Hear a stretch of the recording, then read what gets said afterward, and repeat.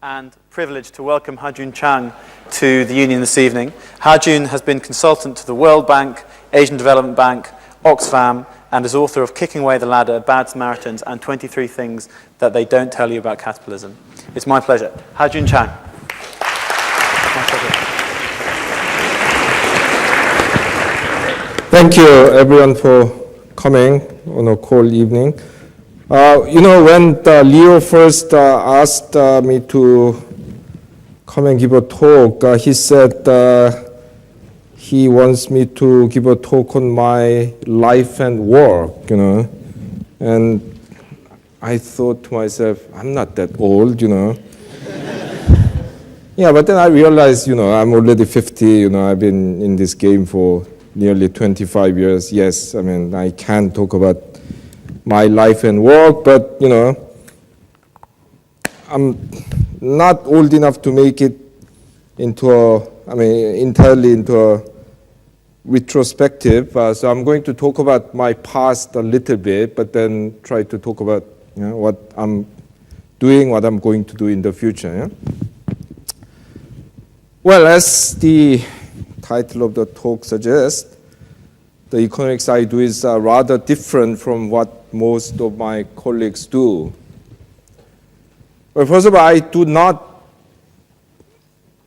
wholly subscribe to the dominant school of economics known as the neoclassical school, although I would use its theories whenever appropriate. I'm not against that, neoclassical theories. But I've written many things, including this book, that questions some of the most basic assumptions behind neoclassical economics. And I'll explain what some of these are, especially those behind the free market variety of neoclassical economics that has dominated the world in the last few decades. And I'm not assuming that most of you really know much about economics, but what people often mistakenly think is that neoclassical economics is actually pro-free market. It's not. It can be used to defend a lot of government intervention. This is what people like Joe Stiglitz and Paul Krugman do. Yeah? So it's a particular type of neoclassical economics that has advocated free market, deregulation, opening of financial borders and so on, that has been dominant in the last few decades. Anyway, that we can talk about later. And on top of not wholly subscribing to neoclassical economics, I don't do math, as the title of my interview with the Financial Times in their celebrated Lunch with the FT series that put a few months ago. Yes, I don't do math. Today the dominant method of research in economics is to build mathematical models and check their validity using very sophisticated statistical techniques. And this is what I do not do. Well, I have models too, but my models are verbally rather than mathematically expressed. And my empirical research is, I don't not use statistics, but it's less about building a model and checking whether it's okay with statistical data, but more about looking at real life cases, both historical and contemporary, and trying to draw some general lessons as I do in things like this. Yeah? So this particular book looked at the history of economic policy in today's rich countries, which a lot of people think have developed on the basis of free market, free trade policy. And then I showed that starting with 18th century Britain through to 19th century United States and Germany and Sweden and just about everyone, these countries have developed using trade protection and various forms of government intervention. Yeah? So that's the kind of thing I have frequently done. And in today's economic profession, doing research in this kind of way is like a medieval Christian theologian trying to write in, refusing to write in Latin. Yeah? Yes, so that, as a result, a lot of my professional colleagues think that I'm not an economist. They often call me a historian, which I like, or worse, a sociologist, yeah, which, well, with apologies on behalf of my professional colleagues, unfortunately, among economists, sociologist is the worst term of abuse, yeah. Yeah, but I would gladly be called a sociologist, that what's wrong with sociology, yeah? Well, actually, it's in a way worse than that, because most economists who do not subscribe to neoclassical economics belong to some other school. Yeah? They are maybe Keynesians, they are maybe Marxists, they are maybe Austrians or whatever, but unfortunately, I don't belong to any of these schools, which makes gives people many reasons not to like me, because I'm not one of them. Yeah? But I must say that I have been influenced by many different economists, from Karl Marx on the left to Friedrich Hayek on the right. I probably have read Hayek more than most of his followers have read. But refusing to belong to one of these groups that makes your life difficult. Huh? So, I have a very strange position in the profession. I really don't belong to the mainstream. It's not as if that I belong to some other stream. I don't belong to any stream. And this has made my professional life really exciting. Well, both in good ways and bad ways. Not belonging anywhere, being hated by everyone, but also being liked by everyone. Because even if some say, I don't know, neoclassical economists might hate what I do, some others like what I do. Some Marxists might like some of the things I do, the others might hate me. But also, I've always tried to look at and think about real life cases. In today's economics profession, there's this strange culture in which the less related what you do is to reality, the cleverer you are. Yeah? So the cleverest ones would do mathematical models of something that has nothing to do with reality, like Turing machines. Yeah, if you are going around factories doing surveys of how they organize their production, they think there's something wrong with you. No, but this is a very curious thing, because if you go to say biology department, there are people doing research on living organisms in many different ways. Yeah? So some people might do nasty experiments with rats. Yeah? Others might do mathematical modeling of the animal behavior. Some of them might do DNA analysis, others might do anatomy, some might go and sit with gorillas in the jungles of Burundi, and they are all called biologists. Yeah? But in economics, it's not like that. I'll expand on this topic later. Yeah? But on top of all these theoretical problems, I've always been trying to relate to real life cases, and as a result, I have acquired a very broad audience, not just my academic colleagues, but these, real people, let's call them. Yeah? People working at the World Bank, various national governments, United Nations, Oxfam, even private sector companies.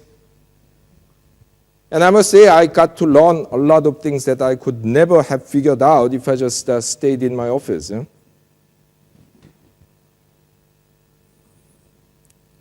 But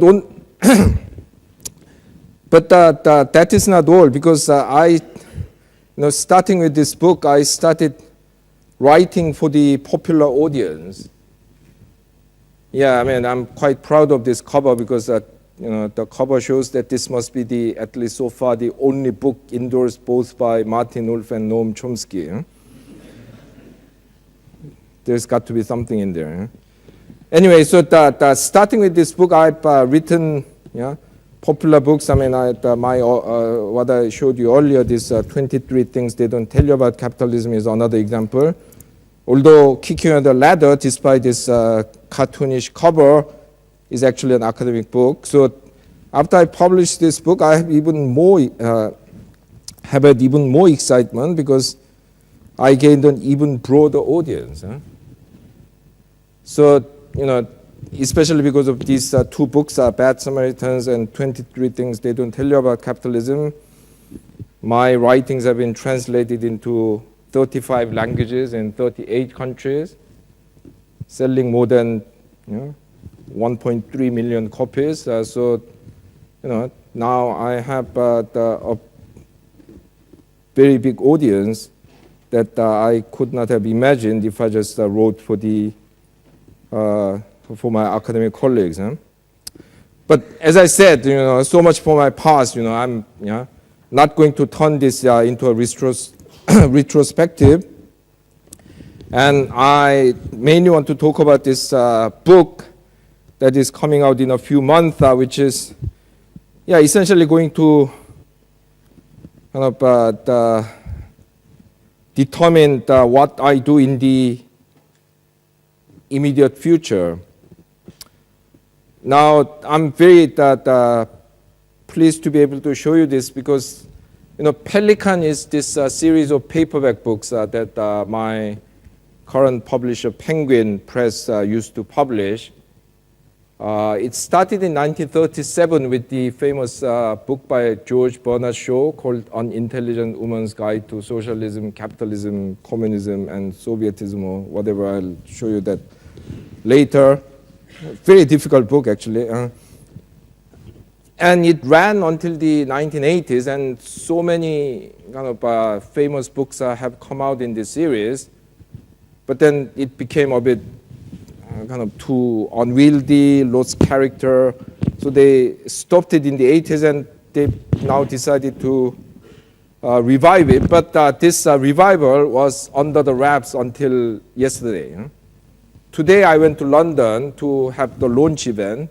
So now you can go into Amazon and see it's coming out. Until yesterday, that wasn't supposed to be known. So I can now show you this cover. And I can very proudly say that it's going to be the very first book in this new revived series. And through this book, I hope I can offer you something completely different. Well, as Monty Python used to say. And hopefully do this in a way that is a lot easier than what is offered by most of my, the book's competitors, including that book I mentioned to you earlier. So this is George Bernard Shaw. Basically, I wrote this book believing that there's nothing in this book that cannot be understood by someone with a secondary education. Now, I truly believe that 95% of economics is common sense, made to look difficult with the use of math and statistics. So, I'm pretty confident that most of it is comprehensible. Sometimes I would may have failed. I don't always succeed in explaining things clearly, so that's accepted. But basically, this is how the inside of the book will look like. And as you might have, some of you who have some knowledge of economics that would have noticed, it actually contains lots of things that you don't normally see in an economics book. So it discusses what is economics, a question that is usually kind of dealt with very briefly at the beginning, giving just one definition rather than introducing the debate surrounding the definition. It talks about economic history, which is these days more or less ignored by the economic profession. And it discusses the different schools of economics, and also discusses topics that are normally neglected in economic discussion. I can give you two examples. In chapter 7, I talk about production, which is actually curiously neglected in economics, because today's dominant school of economics, that is neoclassical school of economics, basically conceptualizes the economy as a series of market exchanges. So you read economics books, it's all about markets. But as a result, it doesn't really talk about how things that are bought and sold in the market are produced. So basically, economics ends at the gate of the factory or at the entrance of a shop, or the gate to the farm. And these are things that economists don't normally talk about. I mean, except in the most abstract fashion, in which some quanta of abstract factors of production called capital and labor is combined in some mysterious process. I mean, there's no discussion of what actually happens in the factory, in the shop, in the farm, and so on. Even more neglected is the topic of work. Once again, the neoclassical economics mainly conceptualizes people as consumers. So it's all about the consumer choice, utility, and work is what you do to get the money with which to buy things to consume and derive utility. It's a disutility, it's a pain that has to be put up with. Yeah, maybe it is. I mean, you can have other ideas about the work as a process of self-fulfillment and so on, but even if it is, we need to talk about it. When you think about it, we spend at least half of our waking hours working. Well, you are not, but yeah, you are the economically inactive population.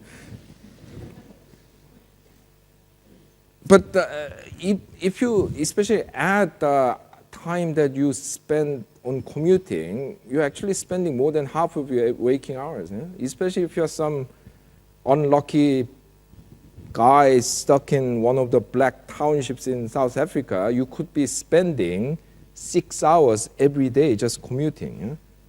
Because in the old days, the apartheid regime didn't want to see the blacks in the white cities, so they built all these black townships, which is basically no public transport.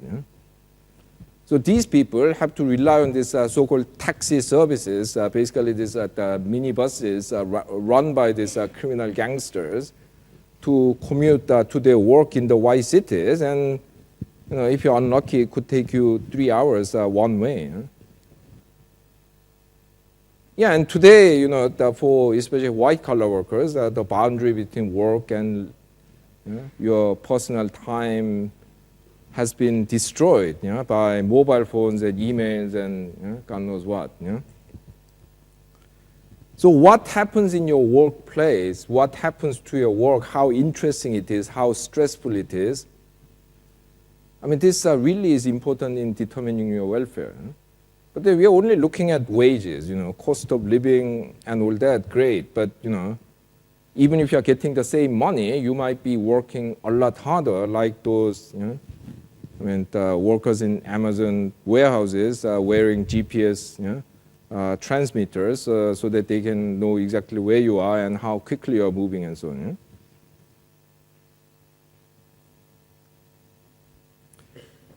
Yeah, curiously, in today's economics, work is talked about only when it's absent, yeah? Unemployment. Yeah? People talk about unemployment a lot, but they don't really talk about the work itself. Yeah? Anyway, so I cover this the neglected topics. And also the book introduces people to, yeah, I should have.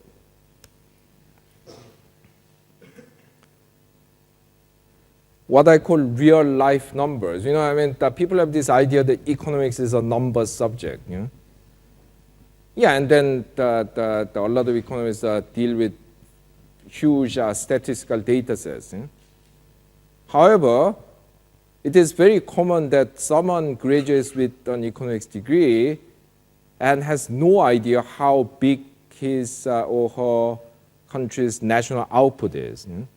How big the world economy is, how much of it is produced by China, or how long people work in different countries. You know, I mean, in the recent financial crisis in Greece, Greeks were criticized for being lazy, you know. But when you actually look at the numbers, Greeks, on average, work 30% longer than the Germans. Yeah? So who's the lazy one? Yeah?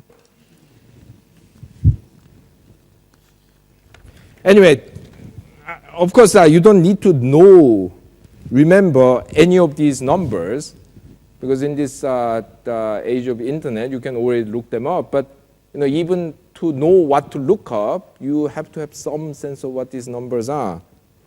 And then, yeah, I emphasize, yeah, that even though numbers are important, you have to treat numbers with, yeah, a pinch of salt, or sometimes even with a bag of salt, because these numbers are very suspect. Yeah? And in this regard, I can do a lot worse than quoting the German writer. He wrote Faust, and also a scientist, Johann Wolfgang von Goethe, who said that everything factual is actually a theory. Yeah? Yeah, because all numbers are constructed on certain and so on, but you know, that for the moment you can take it as countries, say, the output produced within a country's border.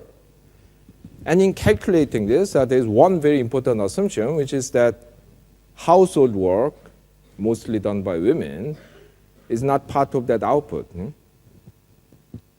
No, that's a huge assumption, because on any reasonable estimate, this the household work, care work, yeah, done within the household without payment, account for something like 1/3 of the whole economic activities. But then you decide not to include it for some theoretical reason. Yeah? Well, actually, I couldn't find any theoretical reason. They just decided that women's work are not worth it. Yeah?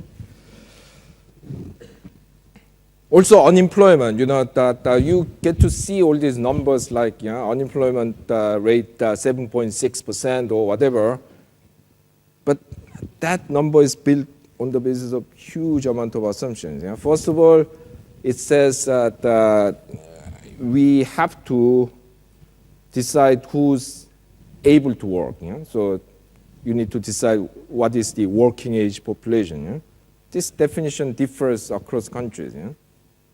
It could start as low as 5 in some poor countries, could start as high as 16 in the rich countries, could end at 60 or 74, and so on and so on. Yeah? Having decided that, you have to actually decide who are willing to work. Yeah? The fact that you can work doesn't mean that you are willing to work. Yeah? You guys are not willing to work. Yeah? You are in education. Yeah? So you need to find out who's willing to work and so on.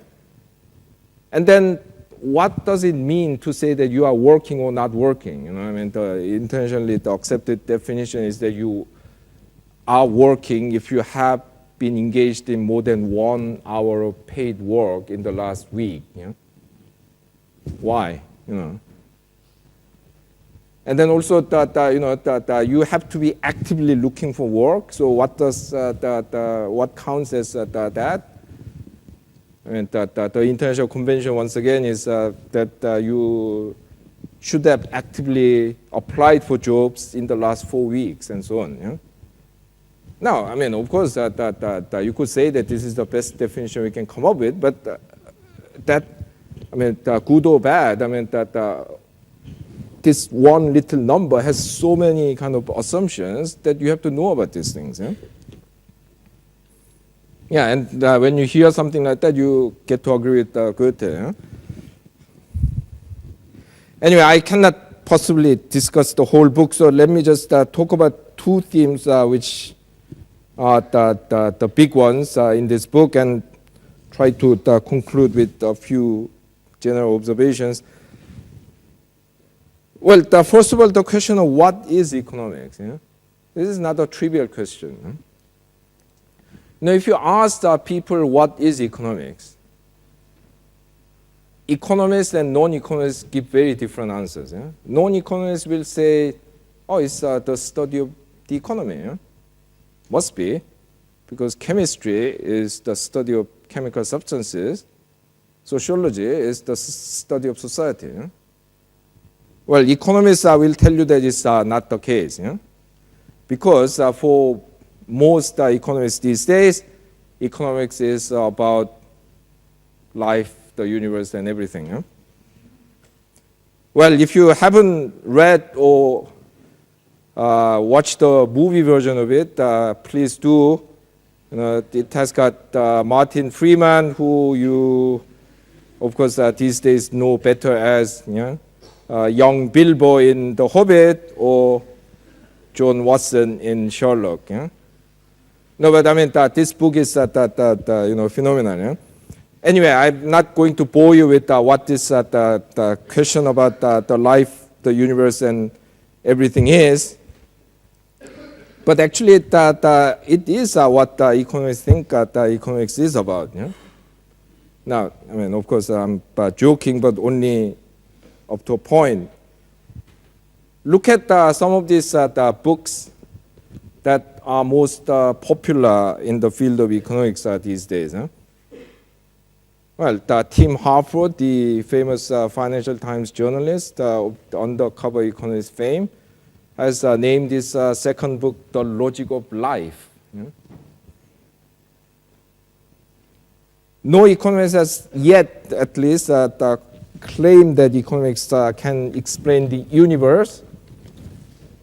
Well, that would have been presumptuous, because the universe is turf of the physicists who most economists have looked up to as their role models. You know? I mean, there's even this term called physics envy. You know?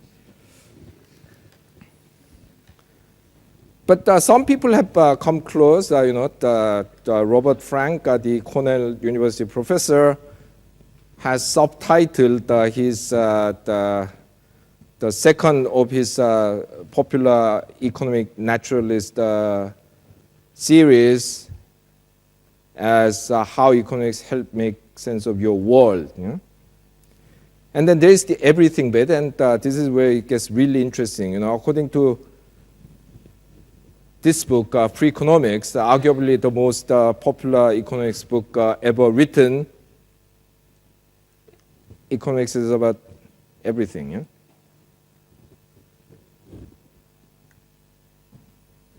Well, Robert Frank agrees, even though he's somewhat more modest in his claim. He says how economics explains almost everything. You know, what a moderate guy. Huh? Yeah, and then Tim Harford, that talks about economics of everything. Yeah? So this is actually how economists see things as. Yeah? We can explain everything. Yeah? Well, when you think about it, this is some claim that is made by this subject that has, well, in the view of ordinary people, that has spectacularly failed in what its main job is. You know? That is explaining the economy. You know? In the run-up to the 2008 financial crisis, so many famous economists have said, oh, we've mastered the art of kind of economic cycle management, we've entered the age of great moderation, there's no bubble, Yeah, and then we got this, And we haven't recovered, in something like 19 out of 34 OECD economies, per capita income at the end of, well, it's still a tentative figure, but at the end of 2013, 5 years after the outbreak of the financial crisis, is lower than in 2008. In Britain, it is recovering, but per capita income is still nearly 2% lower than what it was in 2007. Yeah, at this rate, even if the British economy grows in the way that George Osborne predicts it will grow, Britain will have grown, per capita income in Britain will have grown probably around 1% over the last, say, for one decade since the outbreak of the financial crisis.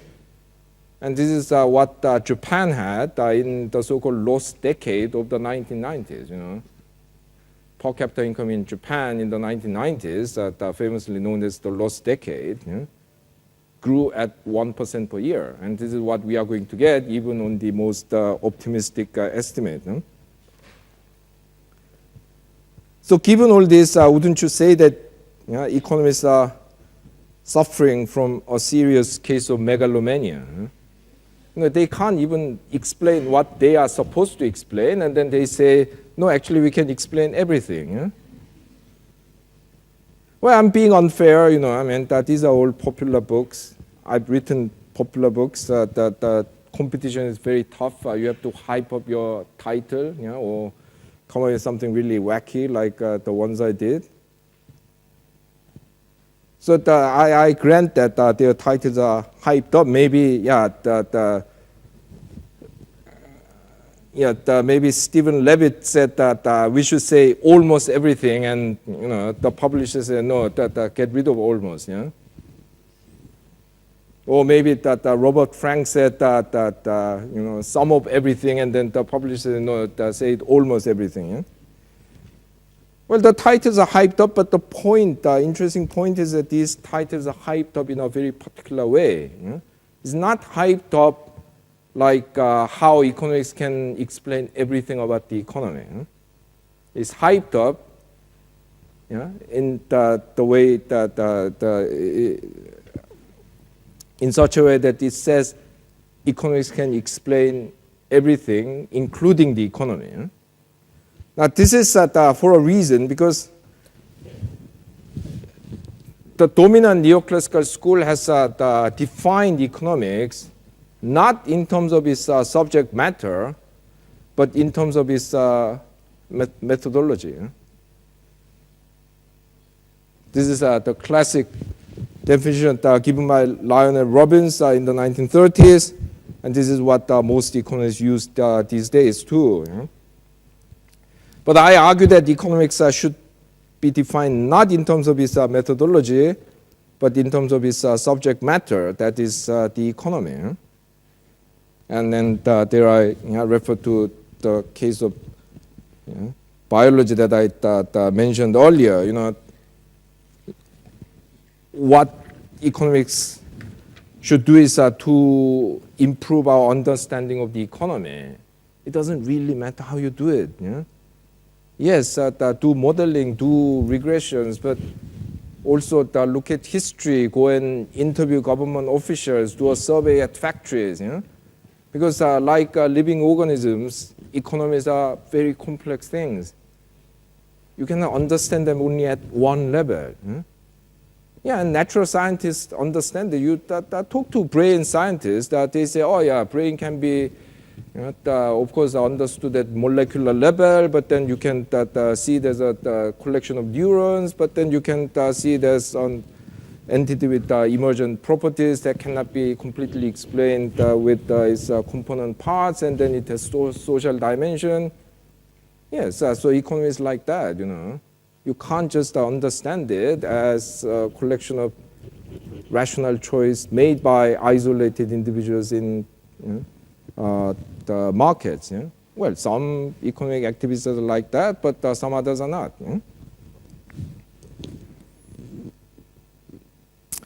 And in discussing the nature of economics, I very much emphasize that contrary to what many economists tell you, economics is not a science and actually can never become a science because it is a fundamentally political subject. I mean, I make a lot of arguments along this line in the book. I'm not going to go into that, but let me just give you one example. In every economic policy, when you look at them closely, every economic policy, every consumer choice, there are so many political and ethical factors that feature. So even when you are shopping, I mean, you might think, oh, maybe I shouldn't buy this because it's made by the sweatshop labor or it's made by some countries that I politically don't like, or government might say, that you cannot do this because it disturbs your neighbor or whatever. But even ignoring all this, I argue that even ostensibly value-free exercises like defining what is a free market is a political exercise. It's at the point that I discuss in detail in the first chapter of this book, which is titled There is no such thing as a free market. And in the book, I give you one example to illustrate this point. In the 19th century, well, late 18th, early 19th century, child labor became a big problem in Britain and other European countries. Yes, children have always worked, but previously they mostly worked in their parents' or relatives' farms. But with the Industrial Revolution, they started using children in factories, and this became quite dangerous, especially in cotton factories. A lot of children died of lung diseases because at the time, production of cotton textile produced a huge amount of dust, which accumulated in these children's lungs, and they died. So that people started campaigning against it. They said we need to regulate this. And in 1819, some British parliamentarians tabled this motion in the British Parliament, proposing to regulate child labor. But this regulation, by modern standard, was a complete joke. Well, first of all, it was supposed to be applied only to cotton factories, because it was considered particularly harmful. So they didn't talk anything about children working in coal mines and other dangerous places. Secondly, it said we will ban labor by very young children. And how young was very young? Any suggestion? Okay, 8. So if you are under 8, you cannot work, but from 9 you can work. But then they say, oh, however, we will restrict the number of hours that these older children can work for. And what was the proposed threshold? Any guess? How many hours a day? 12, yeah, that's right, yeah. So by modern standard, this is an extremely mild regulation, but then still the free market economies of the time had a problem. They said, hang on a second, that this law is going to undermine the foundation of a free market economy, namely the freedom of contract. These children want to work, these people want to employ them. What is your problem? It's not like these people kidnap these children and use them as slave labor. This is a free contract. Today even the worst, the strongest supporter of free market doesn't say that we need to bring back child labor to truly free our labor markets. Well, actually, one person came very close, Newt Gingrich. Yeah, in the 2012 election campaign, he proposed that poor children should work as janitors in school. So there are still one or two people who say that, but most people don't say that because we have come to accept that children should have a right to childhood and education, and that is more important than freedom of contract in the market. Yeah, so we don't even discuss whether this is a regulation, whether this is something that is creating restrictions on free workings of the market. But go to many developing countries, Pakistan and Ecuador, what have you, there are still millions and millions of children working, and a lot of people get upset when you suggest that these children should be banned from working. Because those people haven't politically accepted those value priorities. Anyway, so that economics is an intensely political subject. Don't let economists ever fool you that this is some kind of science. Yeah, and then another big point that I make in the book is that we need diverse approaches to economics. And in talking about this problem, I give you what I call the Singapore problem.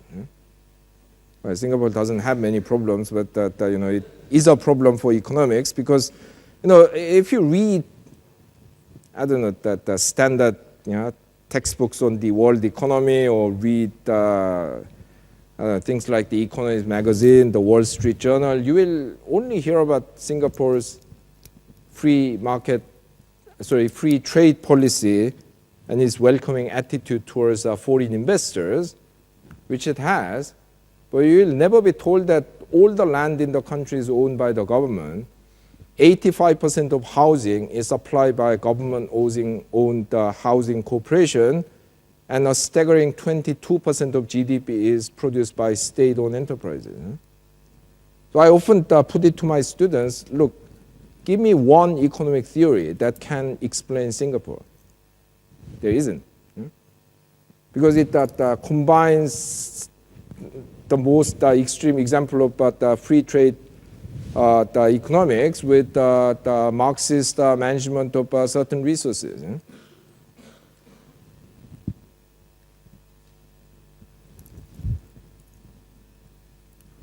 Basically, the point is that reality is complex, and no single theory can really explain it all. So I argue that we should let 100 flowers bloom. This is what Mao Zedong said. Well, he said it to encourage people to make dissenting voices so that he can purge them. So it wasn't exactly a nice thing. I'm not saying it for that purpose. I'm not in a position to purge anyone. Yeah, there are, as I mentioned earlier, no less than 9 different approaches to economics. All conceptualizing things differently and emphasizing different things. You might think Adam Smith, being a defender of free market, would have approved of free market policies today.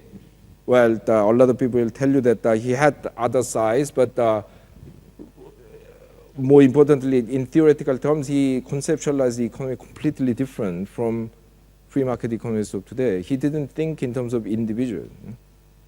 His theory was based on classes, capitalists, workers, and landlords.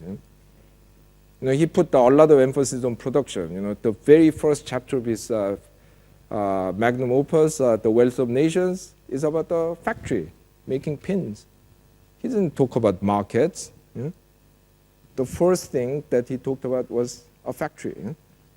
So he was very different kind of economist from the free trade economists, the free market economists you see today. I mean, that's just one example, but there are many different ways of conceptualizing these things, and we need to encourage this diversity. In the book, I go one step further and say that this is not enough. We should actually, these flowers, cross-fertilize. Because the different approaches to economics can actually benefit a lot from learning from each other, making our understanding of the economic world richer. And this cross-fertilization can happen actually between the supposed enemy factions, between the Marxists and the Austrians, or the Keynesians and the Austrians. I cannot go into that how this might be done and so on. But that we need to let them cross-fertilize. Well, basically, my view is that we should not be a man with a hammer. There's this saying that he who has a hammer sees everything as a nail. This is what economics has become. People have one theory and they'll fit the reality to that theory. We need to get a Swiss Army knife with different tools. Of course, you need a sense to know what to use when. But if you just have one tool, just have a hammer, yes, you will always bang things, and that might be great if it really is a nail, but it will be a disaster if it's an egg.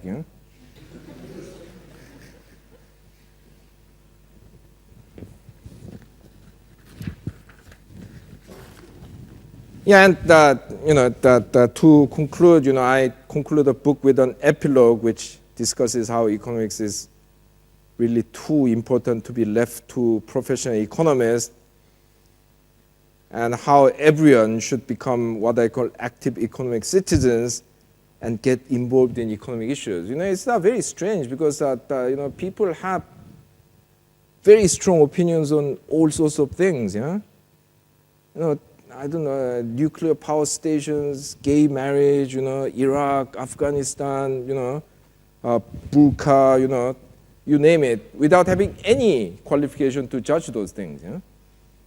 Do you have the degree in nuclear physics or energy economics when you say, oh, we shouldn't build more nuclear power stations? But somehow, when it comes to economic issues, people become very differential. They say, oh yeah, it's too technical. I don't know. Maybe all those experts they are frightfully clever. Why do you not have the same attitude towards other experts? Well, talking of experts, Harry Truman, the former American president, famously said that an expert is someone who doesn't want to learn anything new, because then he wouldn't be an expert. This is what we have to bear in mind. Of course, expert knowledge is absolutely necessary. This sort of Maoist approach to expertise during the Cultural Revolution. Anyone can do anything. That's total rubbish. But we shouldn't go to the other extreme and say that experts know everything. As Truman put it brilliantly, an expert by definition knows well only a narrow field. We cannot let them make judgments that affects everything else. And this is what has been happening in the world in the last 3 decades. Of course, this skepticism about expert knowledge should be applied to all areas of life. I'm not saying that economists are only the people you have to be wary of, but this is especially important in economics because it is a political argument that is often presented as a science. So you need to be much more willing to expose economists. And I would go one step further, and the willingness to challenge professional economists and other experts is a foundation of democracy. If you could just accept what the so-called experts say, why do you need democracy? Just let them run the country. Well, this is what they tried to do in countries like Greece and Italy during the Eurozone crisis. You are not good enough. We'll bring in the experts, bring in the technocrats. Mario Monti, I know him a bit. He's a very respectable economist, but he became the prime minister without having any political mandate because the Germans and the IMF said that he should run the Italian economy because he knows economics. Yeah, so if you have that kind of attitude, why do you need economics? Just appoint all these experts and let them run the country.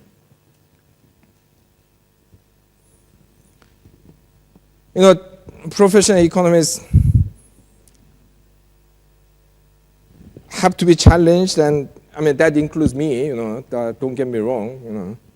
Please challenge me as well. Unlike what they try to tell you, they do not have a monopoly over truth, even when it comes to economic matters. Not to speak of everything. Yeah, they cannot actually agree with each other. There's no kind of scientific truth that can be proven to the 17th decimal points like in physics. And I would argue that it's entirely possible for people who are not professional economists to have sound judgments on economic issues, and sometimes their judgments are maybe even better than those of professional economists because they may be more rooted in reality and less narrowly focused.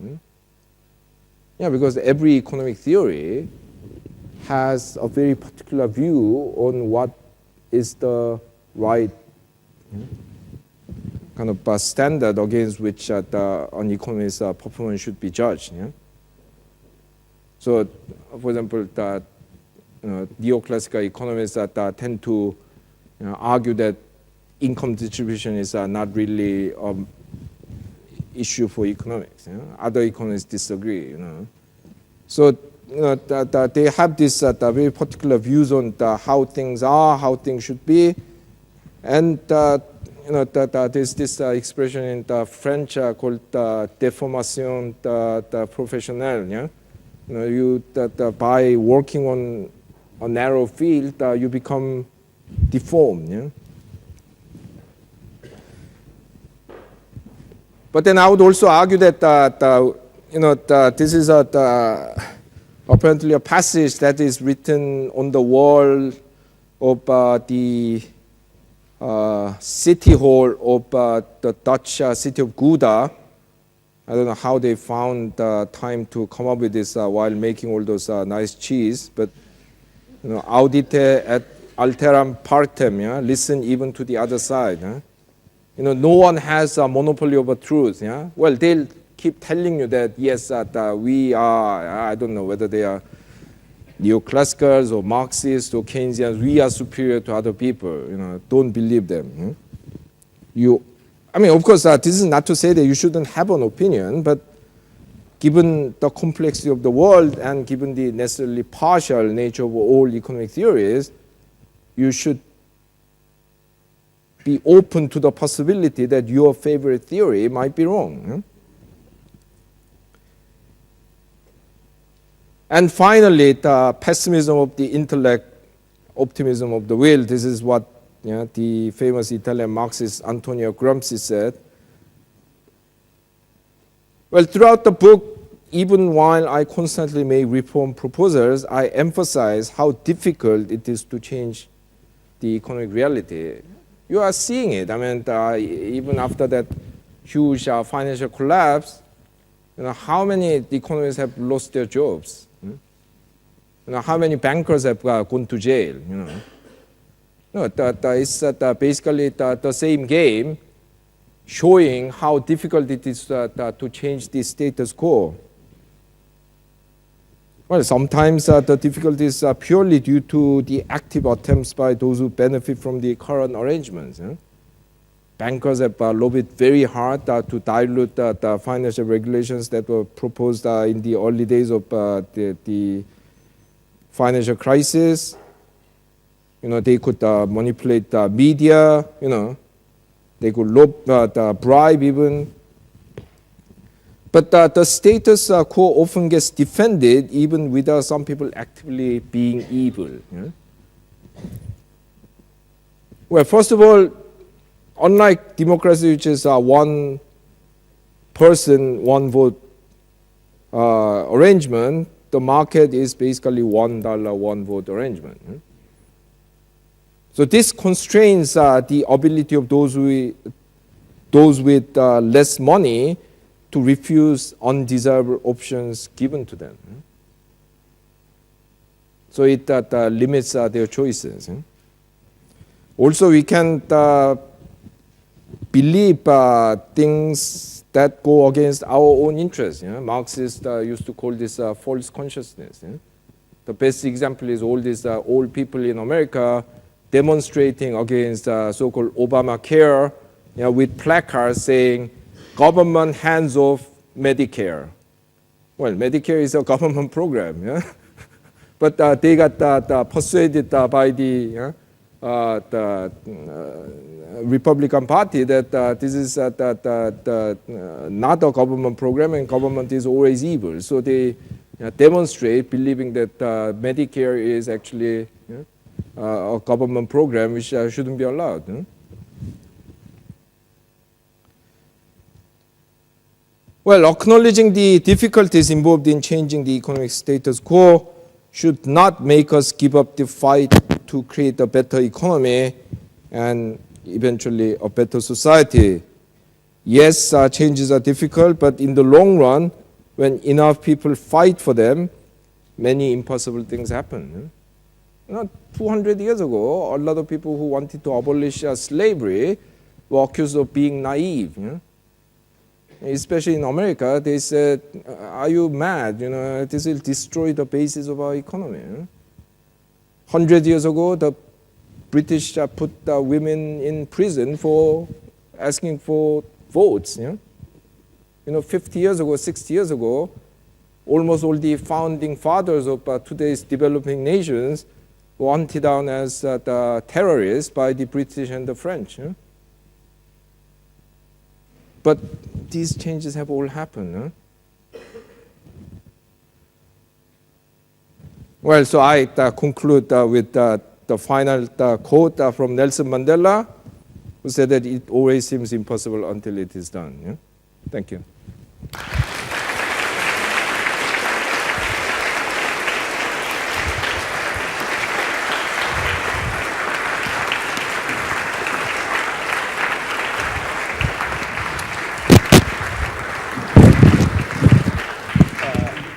Super. Thank you very much, Ha-Joon.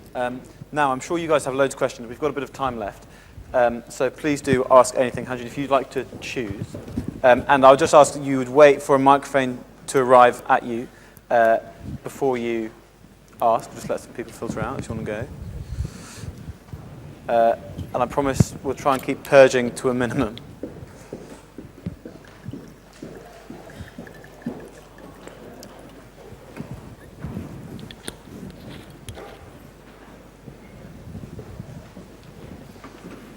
Yeah, let's wait until people who have to leave.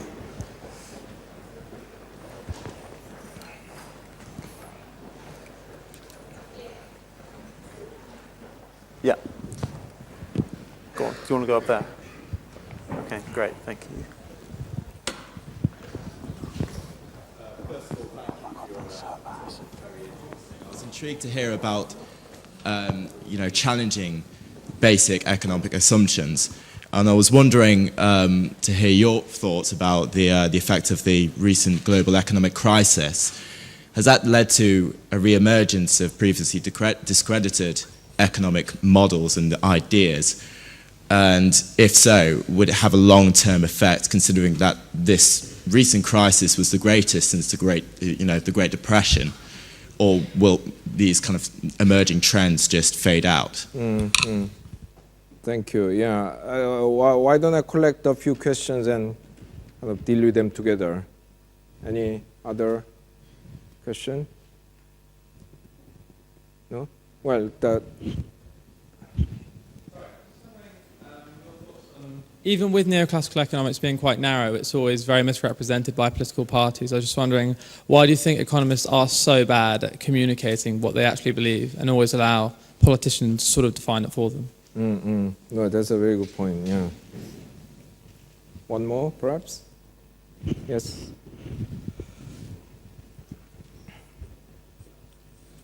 Thank you very much.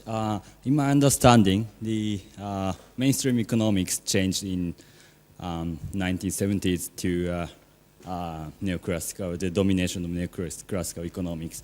Before that, it was maybe some Keynesians and neoclassicals. But so my question is, why do you think the trend of mainstream economics changed in 1970s, and why is that gained so much support? Yeah. Right. Thank you. Yes. I mean, the general theme here is, why do ideas become popular? Why do they get suddenly rejected and so on? I'm not enough of a sociologist to give you insight into these things. But yes, taking the last questions first. Yes, actually, the shift was quite amazing because until the 70s, even most neoclassical economists were not in favor of free market. I mean, they all believed in what was known as the mixed economy model. So the government has a very important role to play, and they were quite willing to accept a lot of government intervention. Of course, people debated on the margin whether this is going too far or too little, and so on. And then in the 80s, the whole atmosphere changed. And when you think about it, in terms of economic theory, since the 80s, we have acquired even more theories to justify government intervention. The whole work of Joseph Stiglitz on asymmetric information, the whole work of Paul Krugman, and so on. But at the same time, the economists have become more and more against government intervention. Of course, I mean, there are some theories that called the government failure argument, which says that governments are not perfect and therefore they can fail. But in general, in terms of pure theory, we have actually had even more theory justifying government intervention, and then suddenly, in terms of practice, we have the far more economists that are advocating free market policies. So yeah, this is another proof that economics is a very political subject. I mean, what is right policy is basically politically determined, because in the end, models are only as good as the assumptions behind them. So if you assume different things, you will get different conclusions. In the 1930s, there was even the famous Polish economist Oskar Lange, who used neoclassical theory to justify socialist planning. It can be done. It has been done. So it's not because of theoretical development that economics has suddenly become far more in favor of the free market policies. It's the result of political changes. Yeah, and even considering that, however, I agree with the second questioner that economists have been fantastically bad at communicating with the general public. I don't know. I mean, this is a very interesting subject, because yes, I mean, the economists are not doing justice even to what little they do to kind of understand the real world. They are really bad at communicating. My quick reaction is that this is probably the result of arrogance. No, seriously, I mean, a lot of economists think that they are very clever, and ordinary people wouldn't understand what they are saying even if they tried. So why bother? Yeah, and the whole incentive structure is such that by writing these kind of popular books, I mean, no one says it, but practically getting negative points for my the professional career. Yeah, I mean, these are not just things that you should be doing. The fewer people understand what you are saying, the better it is. It is almost no. I mean, seriously. I mean, I read somewhere that the average number of reader for an academic economics article is 5. Yeah, so you read it, your research assistant reads it, another professor in America who works on the same narrow field visit, his RA visit, and maybe your mother, if she's good at math, yeah. Yes, so I think there's a serious problem with the profession, to the extent that in the 1990s, the group of young French and English the economics students who revolted against the free market orthodoxy named the dominant economic school autistic. No, seriously, I mean, they're just talking to each other. And yes, and actually I want to draw your attention to the fact that in Cambridge and elsewhere, now there's a movement to introduce the more diverse approach to economics into economics education. And Michelle there is the president of the Cambridge Society for Economic Pluralism. And I hope some of you, who, even though you are not an economist, that who are interested in learning different kinds of economics, that contact him and his society, so that he can, they can learn more things about different ways of doing economics. And yeah, if you are, the economics students, the Cambridge Society for Economic Pluralism, CSEP, is that, have you already launched or are you launching? Yeah, they are launching this survey, trying to find out from the consumers themselves what they think of the products they are getting. And the economists are a very curious bunch, because when they teach economics, they say consumer choice is the ultimate the criterion, consumers the king and so on. But when it comes to people who consume their teaching, they are not so willing to listen to the consumers. So probably it's time to tell them what you think of the product you are getting if you are studying economics degree. And finally, has the crisis changed much? Yes, I mean, it has badly dented the legitimacy of these free market models. I mean, I thought of showing you some of those, but I thought that was too much. I mean, I can give you 2 pages of slides in which famous economists said that there'll be no kind of economic crisis anymore because we know how to manage the economy perfectly well, and we have entered a new era of great moderation and so on and so on. And yeah, now they have to eat the humble pie, except that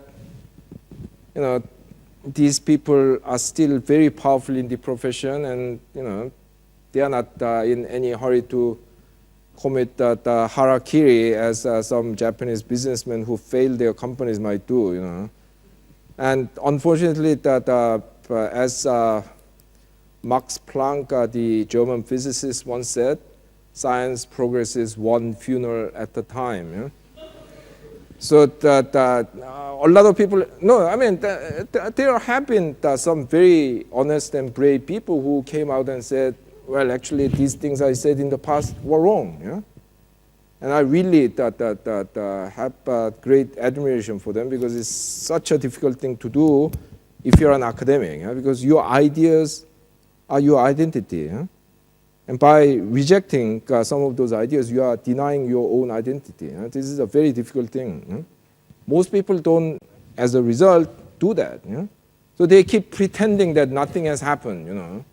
No, seriously, I mean, some the economics students have complained that that there's the biggest economic crisis in 3 generations going on outside the university, and my professors are not telling me anything about it.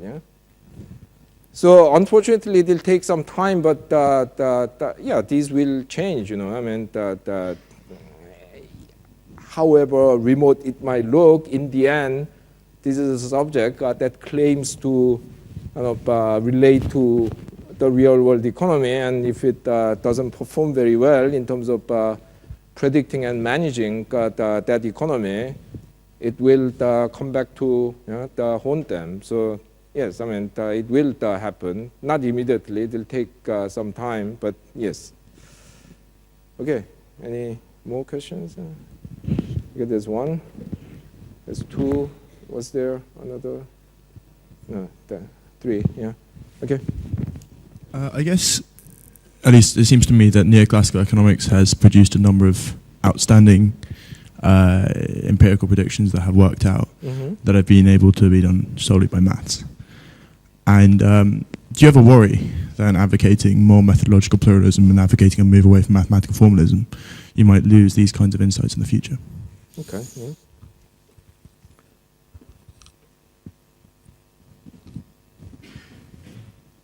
Oh yeah, there.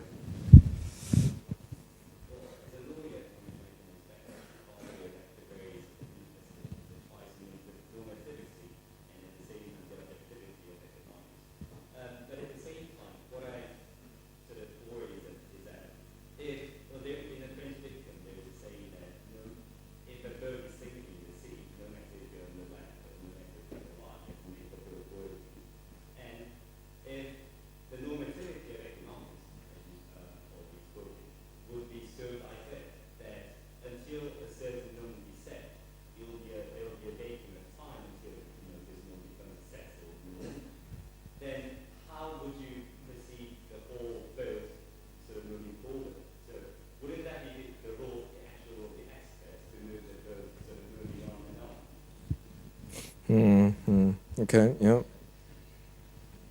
Yes.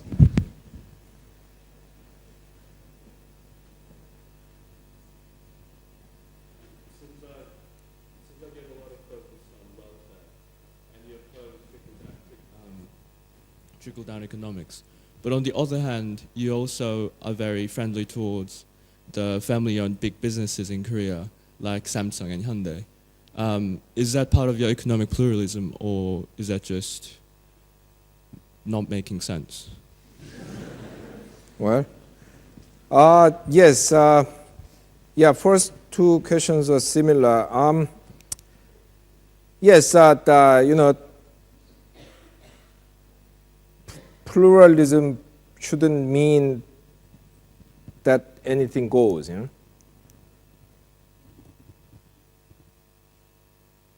We, like it or not, always have to make judgments. And, I mean, what I mean by pluralism is that we shouldn't be so dogmatic about the judgments. You know? So I mean, neoclassical economists have made a lot of contributions. I use their theories all the time.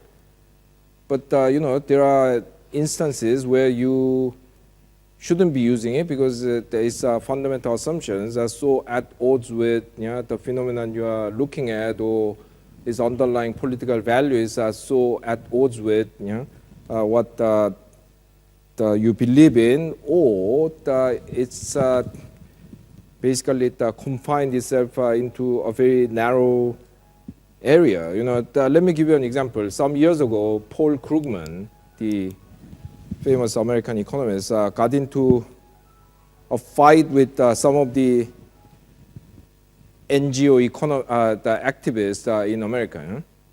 So these people are campaigning against low wages in factories owned by American companies abroad. You know?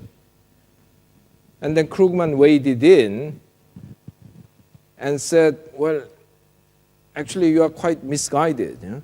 Because you are talking as if these workers in Bangladesh or wherever have a choice between a high-wage job and a low-wage job. No, the choice they have is between a low-wage job and a no job. Yeah? So when you say you should suppress these low-wage jobs, you are saying that they shouldn't have any job. Yeah?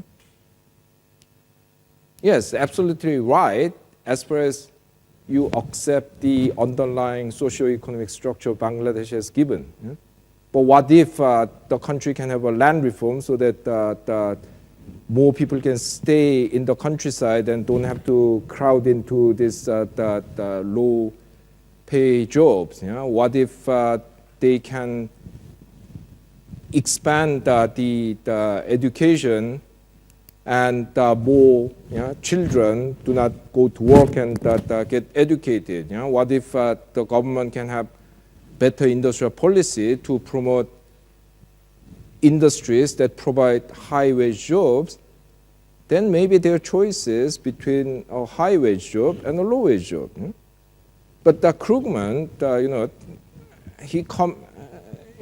he's as progressive as you can get as a neoclassical economist, was basically not willing to explore the possibility of changing the underlying structure. So if you believe that the underlying structure shouldn't be changed, fine. But if you want to contemplate the possibility, neoclassical economics is actually quite weak. So, that's just one example. All schools have the limitations. Keynesians might be great for certain things, but when it comes to microeconomic things, they are quite weak and so on. So you need to make these judgments and use theories that are likely to produce the most plausible the answers to the questions you are asking. And depending on who you are, you might be asking completely different questions. So even if it's ostensibly the same kind of problem, different people might be asking different questions. And then they'll say different theories are better. We need to accept that pluralism. And in the same way, isn't the emphasis on pluralism going to create some kind of anomaly in the scientific community and so on? I think that was what you are essentially trying to say. But we need that kind of mature approach to things. When things can be easily controlled and specifically tested and so on, as in physics or chemistry, you need that kind of strict norm. But when we could be asking completely different questions, we have completely different value judgments, we can conceptualize the thing in many different ways. That kind of norm is actually quite counterproductive. It restricts your imagination, if you like. If you so firmly believe that the private property shouldn't be touched and so on and so on and so on, yes, you will never solve certain problems. So, the very nature of the problems that we are facing in the domain of the economy, and the very nature of the process through which these potential conflicts are resolved and so on, they make this kind of pluralistic approach necessary. It's not, as I said, a science where you can prove things down to 17th decimal point. Well, trickle-down theory, well, the theory itself is not stupid. It's just empirically wrong. No, because what trickle-down theory is saying is you should not judge the consequence of something by looking at just the immediate effect. So in trickle-down theory, they say, giving more money to people at the top will create more wealth and more jobs, and everyone will become richer in the end.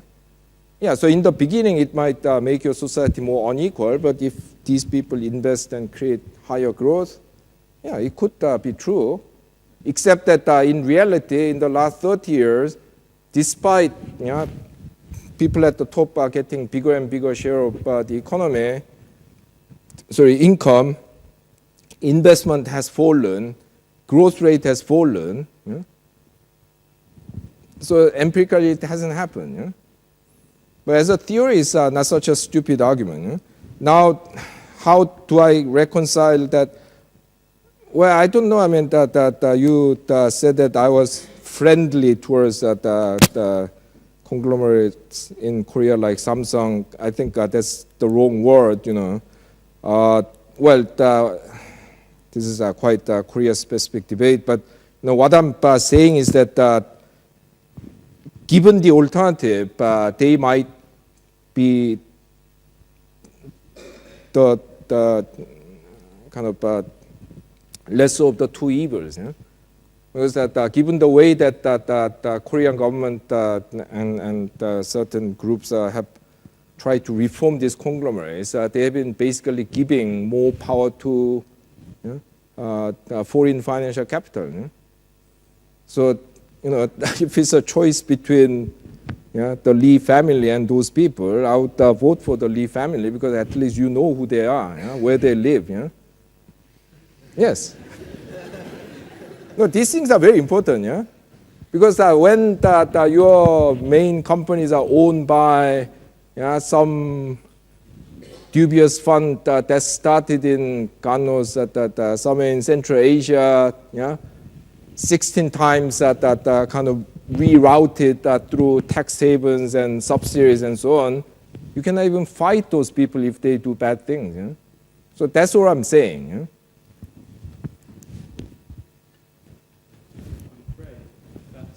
Yep. We've very sadly run out of time. So, because we have a captive audience, all that requires saying is that tomorrow we have David Bull come and speak to us, who is director of UNICEF and has been director of Amnesty International. And on Thursday, we have our weekly debate this week regarding whether we should boycott the Sochi Olympics or not. So hopefully see you there. Ha-Joon, thank you very much.